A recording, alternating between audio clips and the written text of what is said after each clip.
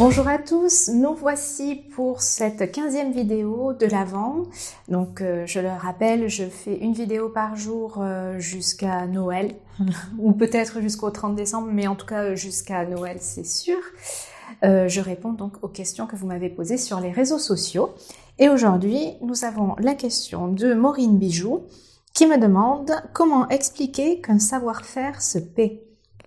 Alors j'imagine, Maureen, que si tu te poses cette question, c'est que tu voudrais répondre à l'objection que l'on entend régulièrement, à savoir « c'est trop cher ». Tes bijoux seraient trop chers aux yeux d'un client ou de plusieurs clients. Alors dans un premier temps, sache que je suis tout à fait d'accord avec toi et que je pense qu'il y a de nombreuses personnes ici qui sont d'accord avec toi. Un savoir-faire se paie. On ne donne pas, on ne travaille pas gratuitement. Certaines personnes ont du mal à le comprendre, pour d'autres ça coule de source, on n'a pas tous la même éducation. J'en profite également pour te dire que j'avais écrit un article à ce sujet il y a quelques mois de cela, comment répondre à l'objection, vos prix sont trop chers. Donc vous trouverez le lien vers cet article en description de cette vidéo. Je ne vais pas re-rentrer dans les détails vu que tout est expliqué dans cet article justement, mais j'aimerais juste en fait compléter et revenir sur un point essentiel dans ta question. Tu poses comment expliquer qu'un savoir-faire se paie. Et moi je vais te demander pourquoi est-ce que tu tiens tellement à l'expliquer si la personne en face, de base, trouve qu'il n'y a pas de raison de payer ce savoir-faire. Parce que, en effet, le point essentiel que j'aimerais faire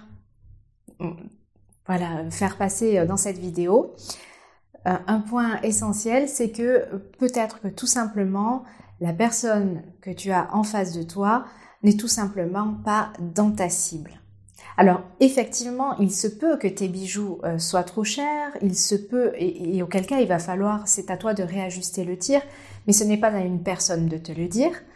Si cette personne te dit que tes bijoux sont trop chers, ce n'est pas une raison suffisante pour réévaluer à la baisse tes tarifs. La seule raison qui ferait que tu devrais réviser tes tarifs à la baisse, ce serait tout simplement que tu n'en vends pas. Et encore, c'est pas parce que parfois on en vend peu, si on vend peu de bijoux mais qui sont chers, ça peut tout à fait être correct. Mais si tu ne vends pas tes bijoux, peut-être que l'une des raisons est qu'ils sont trop chers.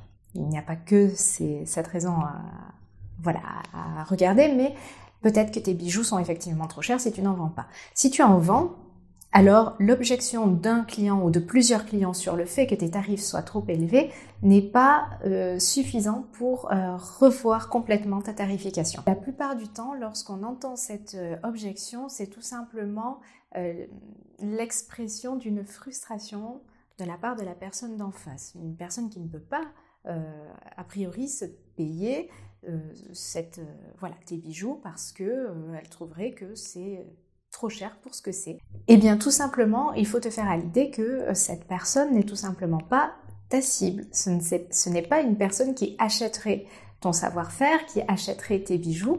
Pourquoi vouloir lui expliquer absolument que ton savoir-faire se paie si la personne n'a dans son éducation pas pour elle le savoir-faire n'est pas quelque chose qui se paie, ce n'est pas à toi de faire son éducation, très certainement que tu vas passer un moment à essayer de lui expliquer quelque chose pour rien, ce sera donc du temps perdu.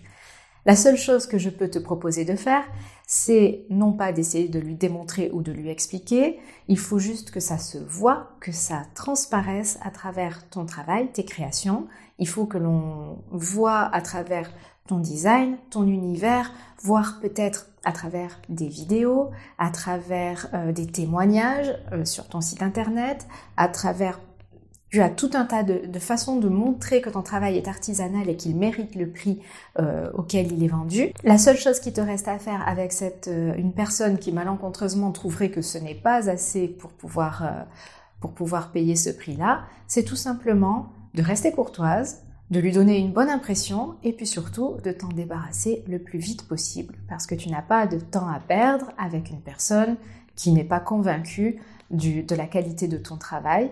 Donc la meilleure chose à faire, c'est d'essayer de s'en débarrasser le plus rapidement possible tout en restant courtois. Sait-on jamais, peut-être que cette personne aura une bonne vision par la suite du travail artisanal et que ça fera son petit bonhomme de chemin dans sa tête. On peut toujours croire en ce qu'il y a de meilleur en l'humain.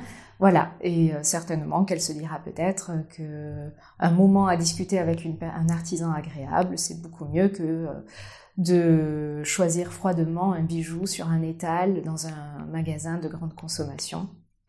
Bref, là, c'est son chemin personnel à faire.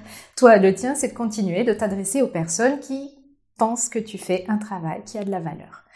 Voilà mon meilleur conseil pour pouvoir expliquer, entre guillemets, à quelqu'un qu'un savoir-faire se paie, le prouver par des faits et gestes et non pas par une explication, ne pas perdre de temps avec une personne qui ne serait tout simplement pas ton client, et puis rester courtois et bienveillant et lui expliquer qu'elle peut toujours aller chercher autre chose ailleurs, mais que toi tu ne baisseras pas tes tarifs pour cette raison-là.